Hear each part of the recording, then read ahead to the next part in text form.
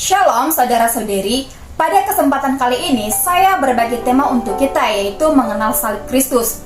Salib Kristus merampungkan penebusan kekal Allah bagi kita sesuai dengan keadilan, kekudusan, dan kemuliaan Allah yang menjadi dasar keselamatan kekal kita. Karena itu, kita harus mengenal salib ini dengan setuntas mungkin. Yang pertama, salib dinubuatkan Allah. Kristus menebus kita dari kutuk hukum Taurat dengan jalan menjadi kutuk karena kita.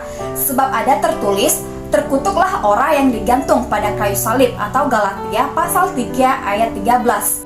Kayu salib di sini adalah salib yang terbuat dari kayu.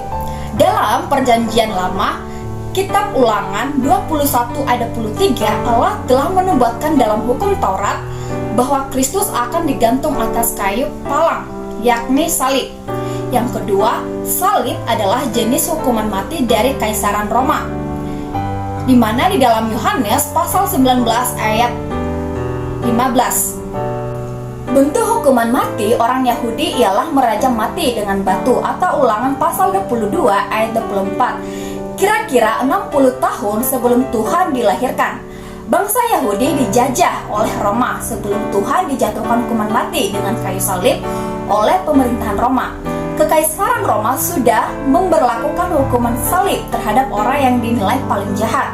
Demikianlah ketika orang Yahudi mencari akal membunuh Tuhan, mereka menyalibkan dia dengan meminjam tangan pemerintahan Roma. Maka genaplah nubuat dengan Ulangan 21 ayat 23 menjadi bagaimana Tuhan mati. Terjadilah peristiwa itu tentu tidak lepas dari kedaulatan Allah.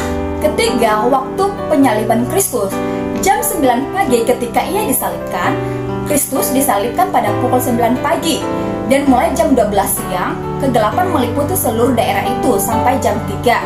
Atau Matius pasal 27 ayat 45. Kristus digantung di kayu salib sampai pukul 3 siang. Mulai pukul 9 pagi hingga pukul 3 siang selama 6 jam. 3 jam pertama, Allah belum menghukumnya.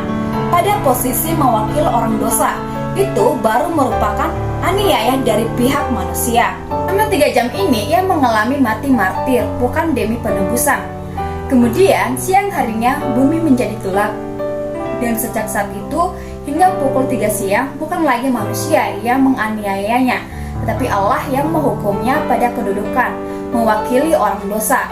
Semua 3 jam tersebut ia menderita sengsara demi penebusan, bukan mati martir.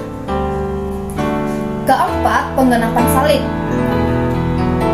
Hal pertama yang dirampungkan Kristus di kayu salib ialah menanggung segala kelakuan dosa kita, yakni dosa-dosa yang kita lakukan, agar kita diselamatkan berpindah dari dalam maut ke dalam hidup. Kelima, bermegah dalam salib. Mereka yang menggebu-gebu dengan agama Yahudi memaksa orang untuk disunat dengan maksud ingin bermegah dalam daging orang lain. Namun, Rasul Paulus yang telah didapatkan Kristus tidak bermegah atas apapun kecuali salib Kristus. Sekian dan terima kasih. Tuhan Yesus memberkati kita. Amin.